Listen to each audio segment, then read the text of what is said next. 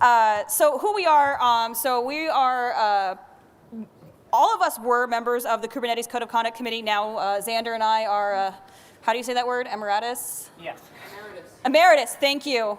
I don't do language well. It's a dyslexia problem. Anyhow, we are on the CNCF Code of Conduct now.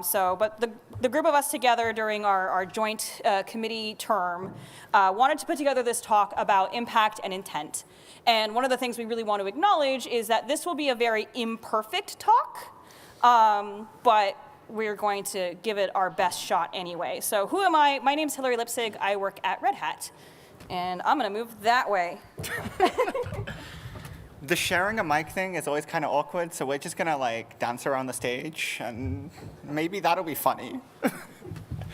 So hi, I'm Danielle. I'm starting my second term on the Kubernetes Code of Conduct Committee because I make bad life choices.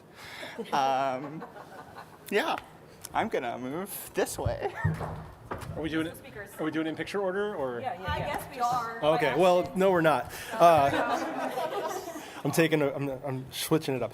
My name's Jeremy. I am on the Kubernetes Code of Conduct Committee, and I'm an emeritus CNCF Code of Conduct Committee as of a few weeks ago. I work at Microsoft. Hi there. My name's Margarita Medina. I work over at Upbound, and I am on the Kubernetes Code of Conduct Committee. And last but not least. Yeah. My name is Xander Grzywinski. I am an emeritus for the Kubernetes Code of Conduct Committee and current member of the CNCF Committee, and I work nowhere. I'm proud of you. Okay. Actually, I think Danielle's up first. Oh, cool. Yeah, it's you. Go. We're really living up to the imperfect name, so that's kind of a good analogy, though, for like human communication. Truly. It really it's pretty good. There's a lot of things we do in our day-to-day lives where, you write an offhand comment on a GitHub issue, and the person who reads it now thinks you're an asshole because you gave them a one-word reply to a thing because you were busy. Your intent was to help this person. But the impact is they're now crying into their laptop keyboard because they think you, a person in the community, absolutely hates them. This happens in open source. It happens at work. I'm pretty sure everyone I can see right now that I know has had this problem at some point in their life. But what are those things, actually? So the impact of our words are what the other person takes away from them. That's not something you can really control. Ish. Whereas the intent is the meaning that you meant to put into those words. Sometimes you can be thoughtless, but you didn't mean to be. And I think the next slide goes into dealing with those. Yeah, I think so. Yeah, this one's Xander. Yeah, so I'm sure this is a phrase a lot of folks in this room have heard before, assuming good intent. And this is a phrase that is well-intended, but it's definitely something that I think we regularly see weaponized. So, it's one thing to say assume good intent. What does that mean? When you're interacting with someone and you take something that they say a certain way, try to view it from the angle that they intend well, and to make that interaction positive. I think the caveat here is that this does sometimes get weaponized in that sometimes when there is inconsiderate communication happening, you'll hear something like, well, you're just not assuming good intent. And it's like, well, no, this actually does require work on both parties' end.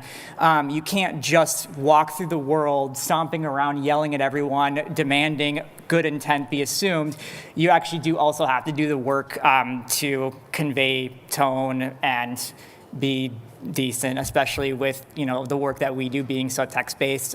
It's hard to actually get some of that across. I think a lot of what we've dealt with on the committee over the years has been misunderstandings that come out of lack of tone in communication over text. Yeah.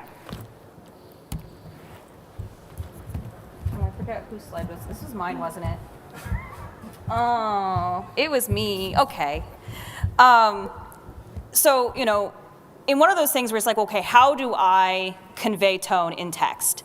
And my advice for that is slow down. And we're going to go into this a little bit more in the strategy section of the presentation. That's the word.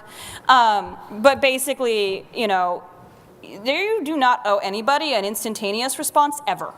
And I think that's something that we need to kind of internalize and take in and be like, I don't ever owe somebody an immediate response. Caveat, caveat, caveat, I'm sure there's a few places. Somebody asked you a very important life-changing question. Maybe you do need to sometimes be immediate in your answer, but like other than that, at work and in this context, immediacy is not a thing. So take the time, slow down, give voice to needing that time, we'll discuss that later, and reflect on your own actions and what you want to say and how you want to say it and how you want to be perceived. Ew.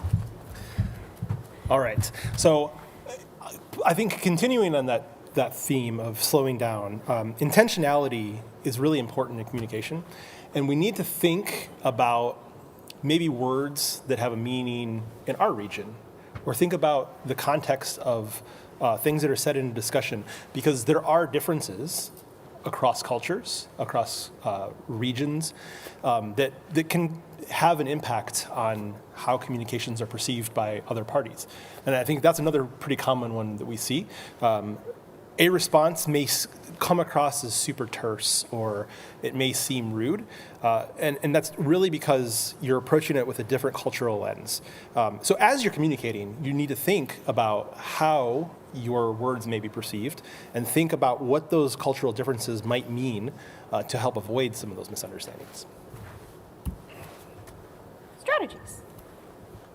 Oh, crud, who was this? I assigned slides like 10 minutes ago and now I already forgot. Is it me? Yep.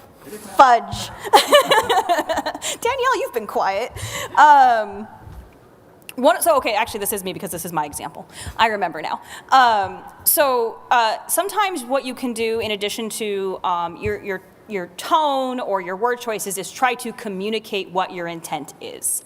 Real example from my work life pretty recently, we were going over a kind of new and a little bit of an abstract concept in a bit of an engineering all hands, and I started asking a question, and then I asked a follow-up question, and then I had another follow-up question. And I literally said, I'm actually not trying to be like belligerent or contradictory. I am simply not understanding this point, and I'm seeking information to help me get there.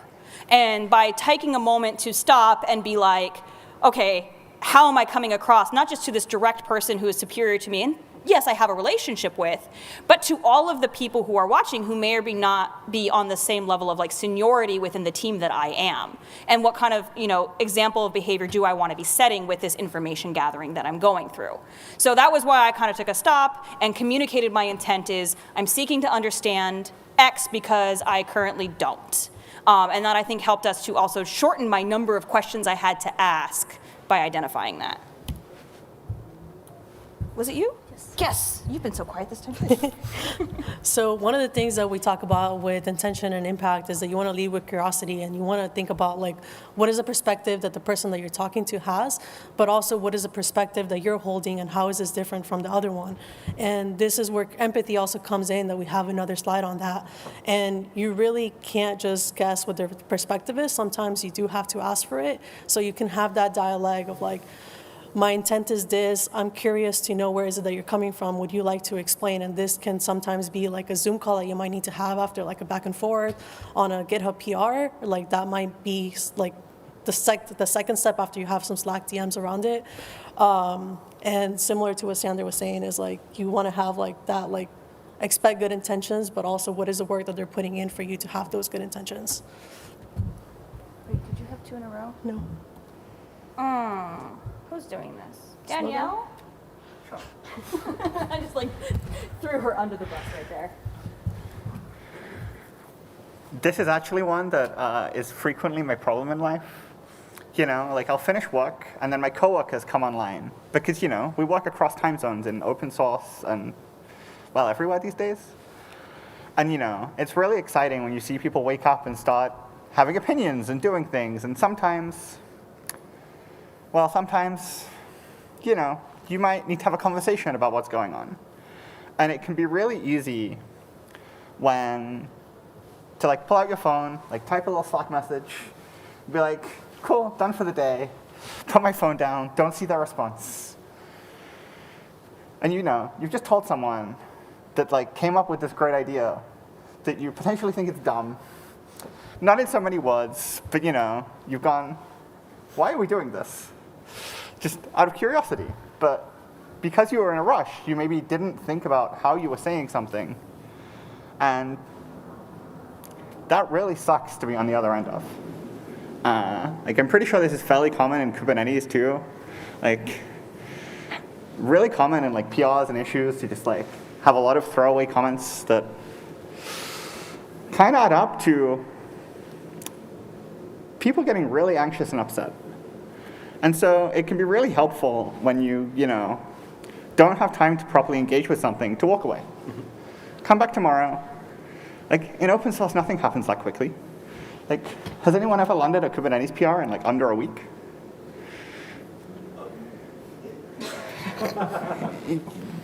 Was it docs? We don't count. Was it docs?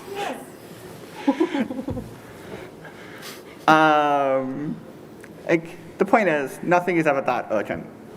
Slow down, chill out, come back to it when you can actually engage with someone properly. And, collect your thoughts before you ruin someone's week.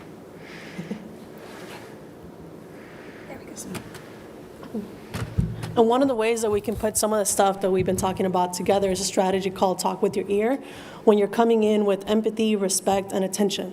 And this is a way that you can do it where it's I can see this upset you, I share your concerns about this issue, and I respect your efforts to solve it, where you're being a little bit vulnerable, where you're actually showing that you see that person's emotions, and I know this is really hard in engineering and in PRs and being behind the screen, but you want to lead with empathy whenever it's possible. Another example is, I understand this can be frustrating, tell me more about this problem. And you also want to thank them for their efforts and collaboration. I think sometimes when we're having conflict, we lead to this person made me angry and I just want to walk away, or I want to respond immediately, but sometimes you have to take all these strategies that we're putting in where it's I can see this was frustrating, I see your issue, let me take a day to think about this, and at the same time, thank you for your efforts. So sometimes a lot of these strategies can be intertwined together in order for you to be a more effective communicator and really show your impact with intent. And I think now we're opening up for questions and answers.